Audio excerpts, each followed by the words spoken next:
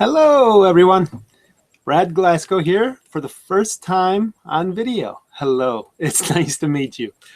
I am going to speak about Milo Yiannopoulos, and I first want to broadcast the URL. So for those of you who are tuning in after this is live, please excuse me for a moment as I go and get the URL, get on YouTube, and broadcast it on Twitter, all that crap.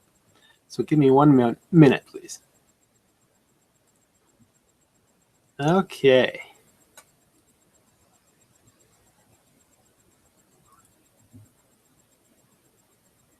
I hope you don't mind.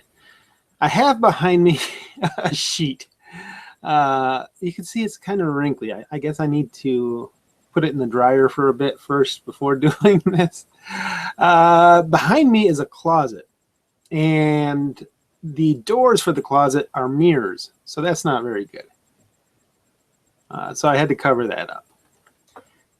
And you're also going to have to excuse my chair, this squeaky bastard of a chair. I'll often sit back and talk like that, so you're going to hear it often. So, okay, let me broadcast this on Twitter, and then we'll get going.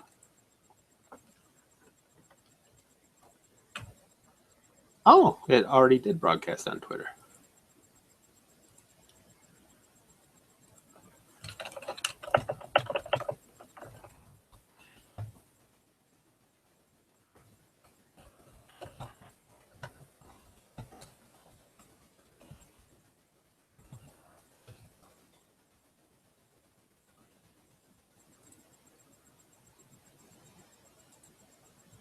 Awkward silence.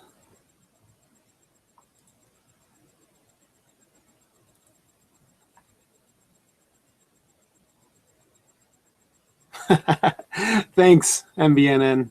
He's saying my production values are way up. This is a cheap-ass old webcam.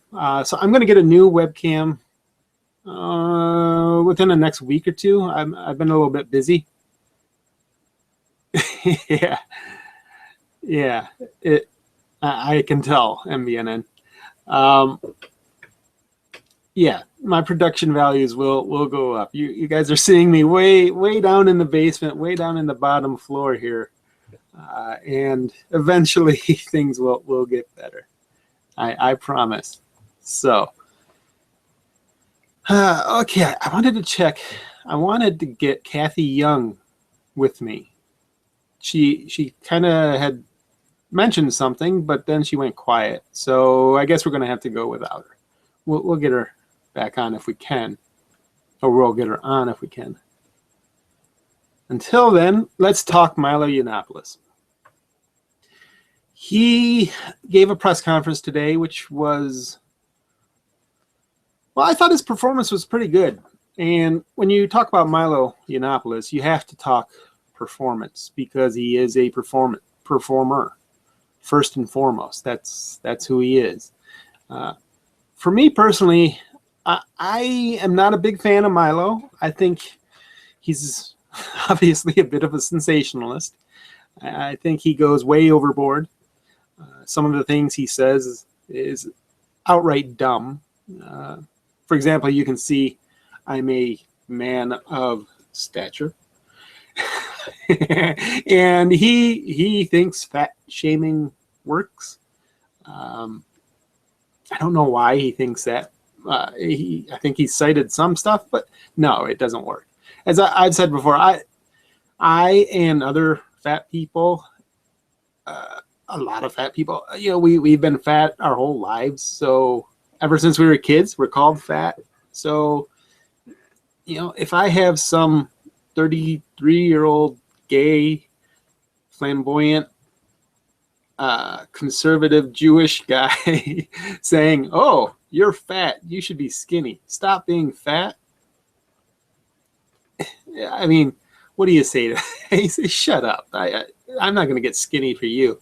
I am working on getting skinnier. So over the next several months, especially as the snow melts and I get to go out and running, you're gonna see me thinning down a little bit here, hopefully. But yeah, he says some really stupid things. And today, his performance I thought was good. It was much better than it was on Bill Maher. On Bill Maher, it seemed like he was a bit nervous and a bit out of his element. I think Milo is talented and eloquent. He's a very good speaker, very quick-witted. I think he relies on a team to keep him in top shape, but he has an innate talent that I certainly don't have. I don't have the charm that he does. Even his enemies, Lori Penny, I believe she has said this, and other very liberal-minded people who detest him will say that he's charming. And of course, the social justice left just hates that. How can you call this monster, this venomous beast, charming? Well, he is. I mean, he says awful stuff sometimes, but he is also seemingly friendly. I've only dealt with him in email, and he was very friendly to me. So I don't think he's a bad person. I'm not exactly sure how much of what he says he actually believes. I'm sure he believes much of it. I'm very certain he is fiercely free speech proponent. All this other stuff about transgender people being a psychological condition, perhaps he believes that. He has many other views that sometimes he goes back and forth a little bit.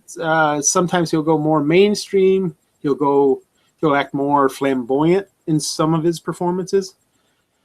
In some of his performances, he, like today, suit and tie. He did have pearls on his wrist, but he was very conservative, not flamboyantly gay like he was on Bill Maher, where he was almost trying to flirt a little bit with Bill Maher, it seemed. And he has certainly done that with his guests before. So his performance, I thought, was quite good. It was effective, but the damage, I think, has already been done. I know some people have said that they believe he will come out of this unscathed and stronger. I disagree. He's already been scathed. He's lost money already on this. He has lost his position at Breitbart, which it very well could have been time, because as he said in his press conference, he is now more of an entertainer than a journalist anyways. And he was never, I don't want to insult him, but he was never much of a journalist. I mean, he's done some good work. He's done some good journalist work, but he's more of a cult of personality, I think, than an actual journalist. So I think he will have some.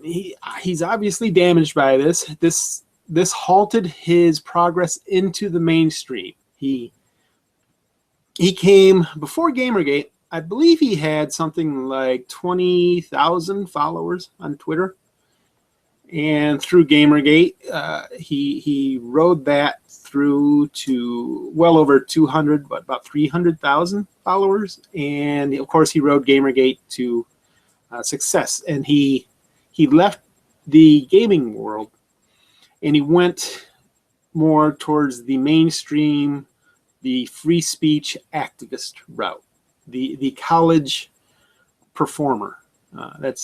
He kind of went from Gamergate, where I've said it before, where I think a lot of people say he used Gamergate and he just used those people and left them. I don't think that's quite accurate. I think he used Gamergate, and I think Gamergate used him back, because Gamergate used him to their advantage as well. And probably the vast majority of Gamergaters that I've spoken with, they know that he's not a gamer. He's not exactly pro gamer. They just like that he was the one, and he was probably the first person, I think, or maybe the first popular guy to actually listen to Gamergaters. And that's a huge deal, especially when you have everyone in the media calling you monsters, calling you ISIS, calling you the devil. So when somebody listens to you, and that's what many in Gamergaters wanted, they formed a mutually beneficial relationship. So I don't think it was just he used Gamergaters and then left them by the wayside. But he did use Gamergate as a situation, and he even said this, that he wanted to convert people to conservatism. I don't think he was very successful, but he left Gamergate, went on to college campuses, and that the whole alt-right thing, which is a whole other deal I'm not going to get into. You know, I could do a book on the alt-right, whether it even exists, you know, the whole Pepe thing. Yeah, that's disturbing. But he went on to the college campus thing, and from there he grew in popularity, and that's when he got banned from Twitter. Once he got banned from Twitter, I wrote a column on All Things back before I had Game Objective, and I said this is probably going to hurt him a little bit more than he thinks, or other people think that it's going to hurt him, because, you know, he said, oh, this is just going to make me stronger. I think, well, this is removing a very large platform from him. Well, it turned out he did eventually get stronger as a result of this banning. On Facebook, he has 1.9 million likes on his Facebook page. That's pretty impressive. He has a major audience, and it really struck me as weird. I know some of you that follow me on Twitter saw me the other day. I had some of my friends who, they're family friends, older people who, I live in a small rural community that's very far removed. I'm in northern lower Michigan, so we're very much we're not even a flyover. You don't even fly over Michigan when you go anywhere, unless you're going to Canada. So we're very far removed from the United States. I'm closer to Canada than I am any other state right now. So he appeals largely to a lot of the people, a lot of the conservative-minded people, the rural people in communities like mine. And when they shared some of his posts on Facebook, I saw my friends shared Milo Yiannopoulos' Facebook post.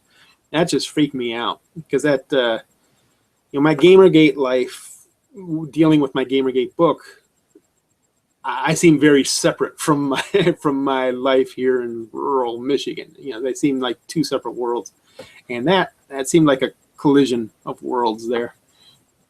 That was weird. But anyway, so he began pivoting to the mainstream, and Berkeley obviously vaulted him into the national spotlight in a much bigger way than he had previously been.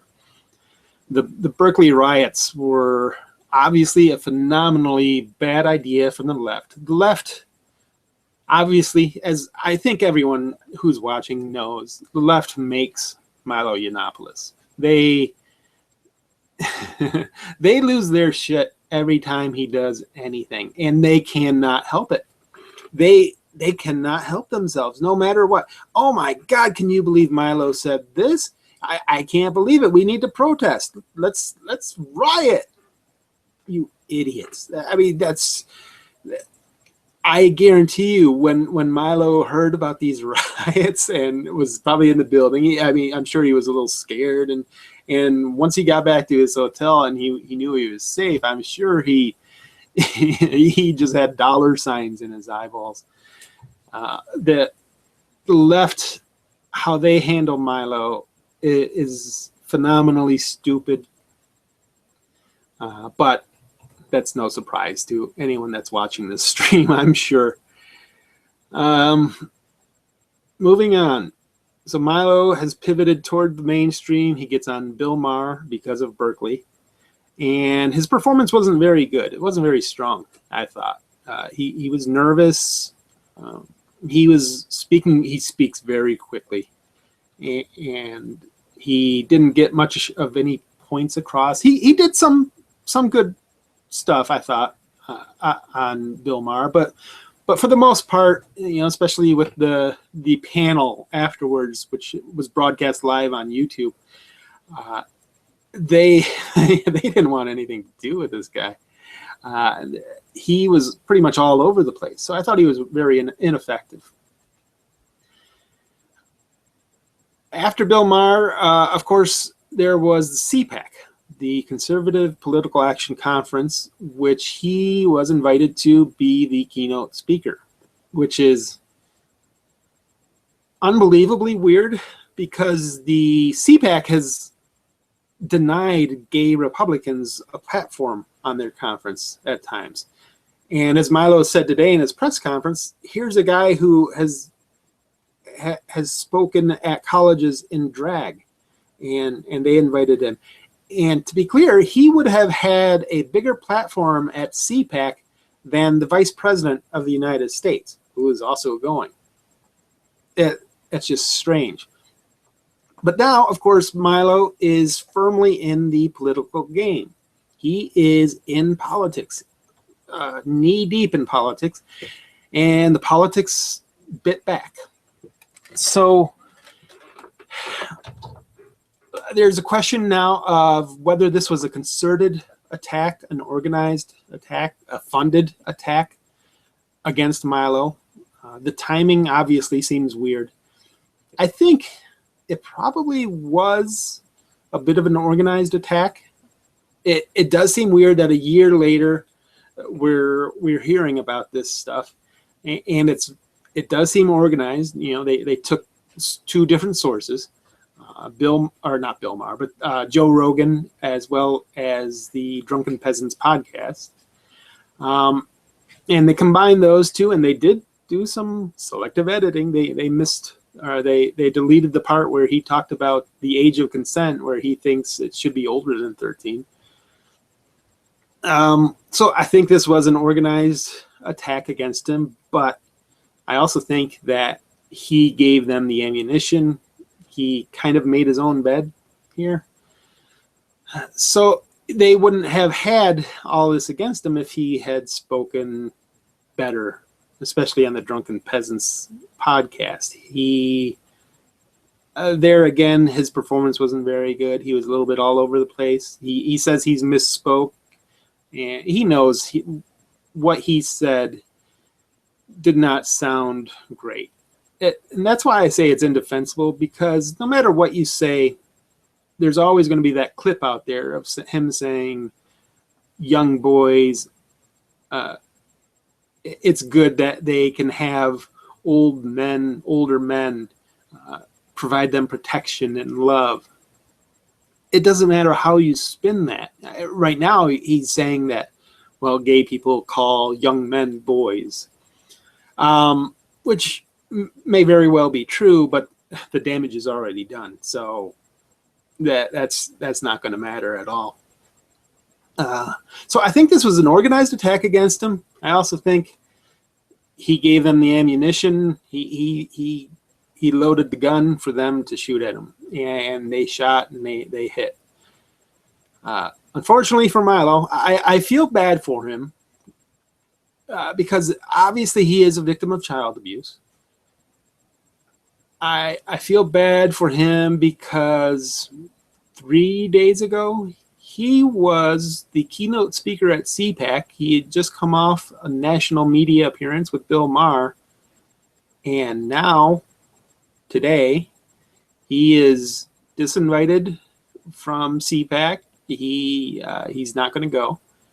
He does not have a job, although he is going to start a new media venture, apparently. I'll get to that a little bit later. And he does not have a book deal anymore. I don't know the terms of his contract. That was, what, a $225,000 or $250,000 deal? Depending on the contract, he may have broken the contract. He may have had a public perception clause, as athletes do. You know, if athletes say something stupid, which they often do, they get kicked off their sponsors, and the sponsors don't have to pay them for it. So it wouldn't surprise me if he had something like that. But I also think he is going to be able to pick up a new book deal. I don't know if it's going to be with a major publisher like Simon and Schuster, but I think it doesn't matter. I think he will sell books if he can get a book out. And I can't give him crap about that because I don't have my book out yet, and that pisses me off. I am working on my book, I promise. It will come out. Milo's book, he says at the press conference that it will come out this year. I'm not so sure. I'm not sure about that. I mean, he had a 3-4 month delay announced recently because of the Berkeley riots, because he was going to add a chapter about the Berkeley riots. I'm not sure why it would take him 3 to 4 months to write, a chapter about Berkeley riots. How much is there to say? A whole bunch of people rioted, they beat people up, and free speech. Hey, they're against free speech, whatever. So now he says the book is going to come out this year. If it does, I would bet it would be very late this year. I would be very surprised if it does come out this year. Maybe next year. Maybe. Who knows? I don't know. We'll see. If he can capitalize on it, then it'll be interesting. We'll see. So I wanted to go over his words a little bit. Especially with regards to gaming. If you haven't seen his press conference, you can look at my tweet history. I live tweeted as much of it as I could. He speaks fast. I type pretty fast. I am a nerd, so I do type fast, and I couldn't keep up. But I tried the best I could. But he has the statement that he gave. He put that all on Facebook. So just do a search for Milo Yiannopoulos, and you can see it. He mentioned the thing that was most noticeable for me as a video gamer is he mentioned video games 3 times, maybe 3 or 4 times, telling people that he wants they should be able to play whatever video games they want. So I thought that was interesting because of his roots in Gamergate. And to be fair, he was, I believe, wealthy before Gamergate. I'm quite sure he was wealthy. So his roots are before that, but his move to popularity really came about as a result of Gamergate into the more mainstream. So maybe he's going to pivot back to the gamer, appealing to the gamers. I don't see how, because obviously he's not a gamer, he's not a geek. Like we are. But who knows? He might try to appeal to gamers. He says he's going to create his own media venture, which does not compete with Breitbart. So it's not going to be about journalism. It's going to be about entertainment and information. So it wouldn't surprise me if it was more about YouTube videos. YouTube videos, you see me on YouTube now. If you see this face on YouTube, you know that there's something about YouTube. I would prefer for most of my communication to be writing, because I have a face for journalism, writing. What does they say? You have a face for print media, and you have a voice for well, you also have a voice for print media. No, you have a face for radio and a voice for print media. Okay, that's whatever. So that it's going to be interesting. I think he will probably be successful in whatever he starts. It's going to be interesting to see if Alam Bakari, his fellow Gamergate person, it'll be interesting to see if he follows him. It's going to be interesting to see what he does. I'm sure he's going to focus more on the entertainment side. He is going to probably be I don't want to say less controversial because his whole shtick is controversy, but I believe he may pivot away from the alt-right and he may appeal more somewhat to the liberal left because that's the only path back to the mainstream, really, is to grow his audience. So we'll see. So I'm going to check out some of the comments here. Well, first let me go through another. He did apologize a couple times for his remarks.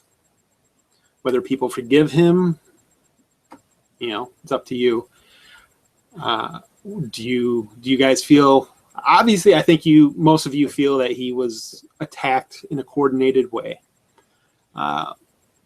I would encourage you to think about whether that matters and whether he should be able to, a man who has inserted himself into the political arena, he should be able to weather attacks, I would say.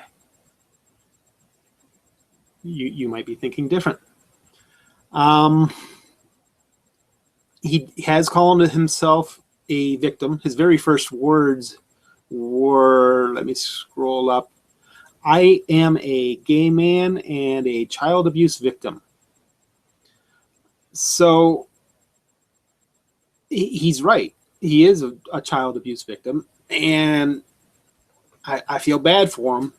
And he talked about how a lot of the controversy here was about the flippant way in which he dealt with the matter. And he says that he deals with it. That's how he deals with his abuse. And I can accept that. I can give him the benefit of the doubt here. I'm certainly not going to attack a child abuse victim. The left, the social justice left, and I should be clear, I'm center left. I guess I'm a libertarian somewhat. The social justice left, which, you know, it can be crazy. They are gloating, and I think that's highly inappropriate, especially since we have, as a lot of you in my audience know about Sarah Nyberg. I defended Sarah Nyberg when Milo wrote what I consider a hit piece on her. I have my dog here, Eyeshadow. He wrote a hit piece on her because she has said a whole bunch of stupid, she does this whole shtick where she mischaracterizes what someone in Gamergate says, and then she applies it to the whole movement. And that has gotten her 20,000 followers. And she has said some crap in the past about being a pedophile, a straight up pedophile. You know, Milo, his stuff was pederasty, and Sarah Nyberg's was pedophilia, straight up pedophilia. And yet, a whole lot of the people who defended Sarah Nyberg are now attacking Milo. And that, I believe, is excruciatingly hypocritical, really bad taste. I don't think you can condemn one and defend the other. You can certainly attack both of them. I don't think that Sarah Nyberg was worth attacking. I don't think she was newsworthy enough. That's why I didn't like the hit piece by Milo. You know, she was just some idiot on Twitter, some anti-Gamergator. And to me, that's, you know, who cares? So what are your thoughts? I'm going to look at the comments and read some of the comments. I'm hoping there are no swastikas, because I see swastikas in like every goddamn chat there is. So no swastikas.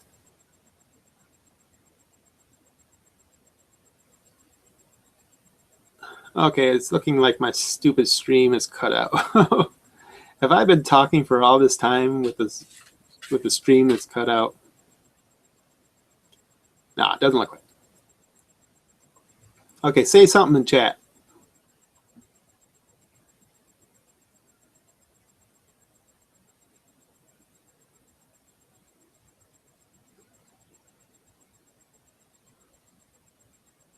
Okay, MBN Hedger. I'm going to assume that my video is still going, even though it doesn't look like it to me on my end. But MBN Hedger says that Milo's mistake was trying to appeal to normies. I mean, what can you say? Stupid normies. They're kind of the problem with everything. What's the term? They're the whole problem with PewDiePie is normies. You need to keep them off the internet. I agree. Nick says, I watched Milo live on the Drunken Peasants, and what he said was silly, but it's Milo being Milo.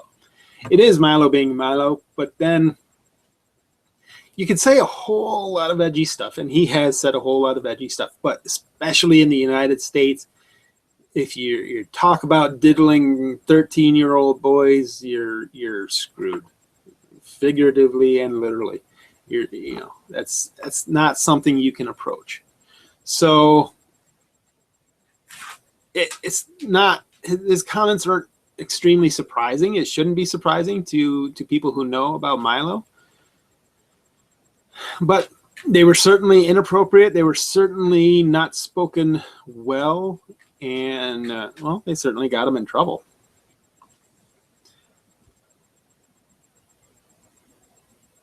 Why not self-publish while the media storm is at its peak?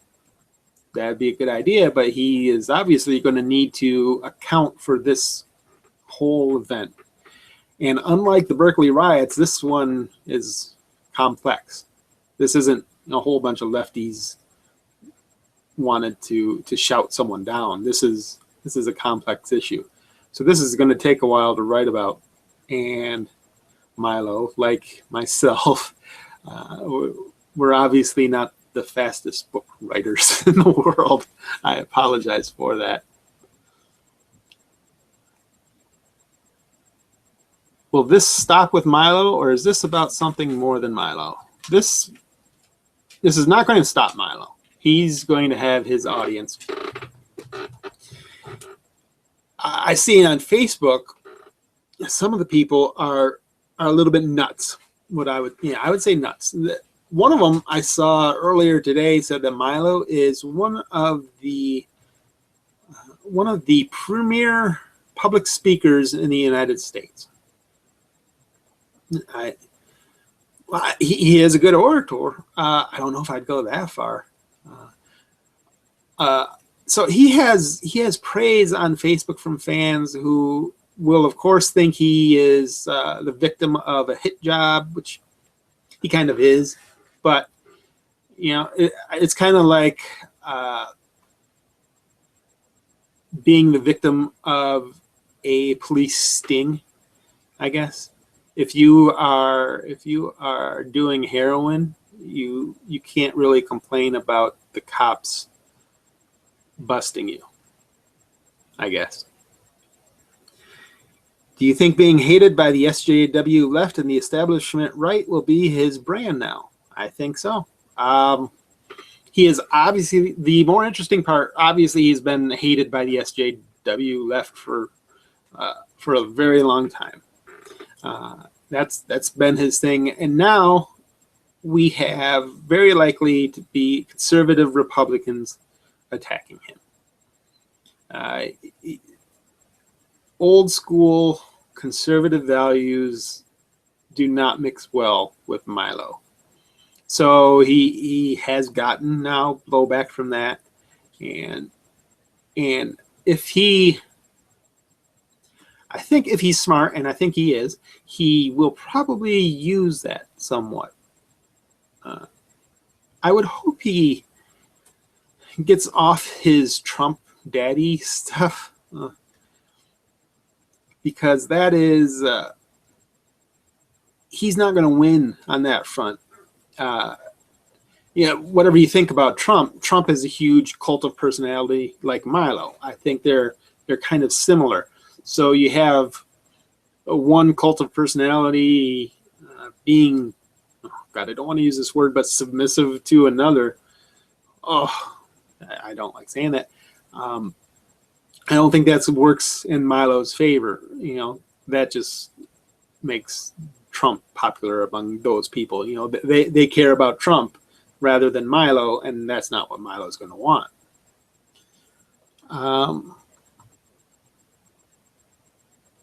Oh, Meredith is playing Neo. I want to play Neo, but I don't have a video card in my computer yet, so my audience is not big enough for a swastika. Thank you, Hadger. I need you here to keep me in check. Yeah, I only have 10 of you watching now. What the hell? 2,500 people follow, 2,600 people follow me. So, yeah. Anyway, I wanted to talk a little bit about Game Objective, what's coming up. I am working on a video now about how to lose an argument, specifically what words you use to lose an argument. And I'm hoping to get that up tomorrow. That will be, I have a doctor's appointment tomorrow. I have my checkup for my surgery. I'm doing fine, by the way. So I hope to get that up tomorrow.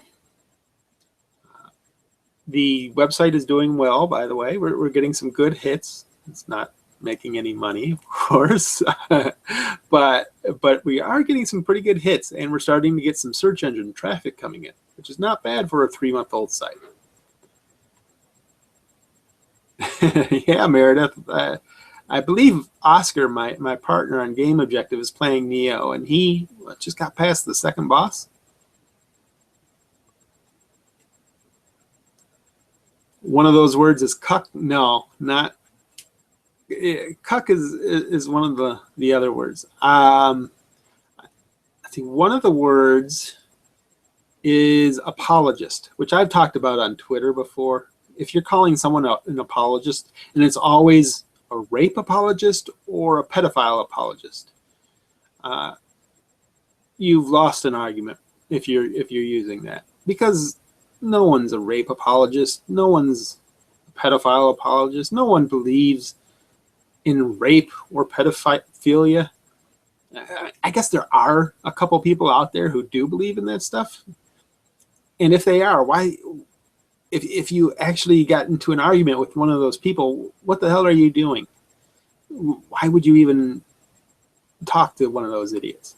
So yeah, I'll be talking about that and a few other words. I think I have 5 words right now. I could do 20 words, but doing videos is a bit of work, so we'll see. All right, guys. Well, thank you for tuning in. Thank you for watching. I am going to be doing this more often. I'm going to get some guests on. Tonight, I'm going to be on the Big and Robot Show with Mark Sebbs, Scott Hall. I believe that's at 9 o'clock, and it is currently a little after 8:10 p.m. So I'm going to have some dinner, and then I'll appear on there. I'm going to be doing some more videos. I'm going to be doing some more articles. One of my articles is going to be with a woman who wrote an anti-gaming violence article.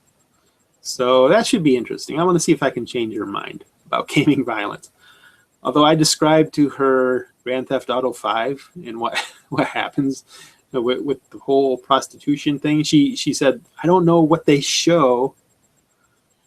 Well, what they show is, you know, BJs and more. So yeah, if you want to get clicks, got to make some drama. I'm working on that. I have created a little drama. I did that with that Patricia Hernandez tweet. That was fun. Ben Kuchera even retweeted that to disagree with me. Yeah. Talk to Sargon about manufacturing some e-drama. Sargon, yeah, he's an interesting guy. I want to get him on stream at some point. He has also risen to prominence through Gamergate. He has acknowledged Gamergate a little bit, but he's mostly pivoted away, just like Milo. And you now have this like skeptic mafia, I want to say, on YouTube of Armored Skeptic and Shoe and Sargon and Amazing Atheist and these people that it's kind of funny because they're all pretty similar. I think some of Sargon's videos are pretty informative and pretty good. He knows his history. But yeah, that's some interesting stuff. So, okay, guys. Well, thank you. Thank you very much for tuning in. I very much appreciate it. I look forward to talking to you more in the future. I hope to give you some more of these videos and get some guests on and all that fun stuff. And we'll get this whole media empire of Game Objective going. So stay tuned. Let me know, as always, on Twitter what you thought. For those of you who are tuning in not live, let me know on Twitter. You guys, one of the great, wonderful things about my Twitter followers is I have a very high engagement rate. I only have 2,600 followers, which 2,600 people, my followers, that's higher than the population of the town that I live in. So that to me is always going to be a pretty big number. But I get a pretty good engagement rate. I get people talking to me. I get people liking and retweeting, and I really appreciate that. You guys are, I disagree with many of you on many different things, but I disagree with everyone on many different things. So I very much appreciate you taking the time to click on my site, click on my tweets, sending me a DM, any of that. I very much appreciate it, and I look forward to talking to you all more through the years and decades or whatever. So thank you for coming. We will see you next time. Bye-bye.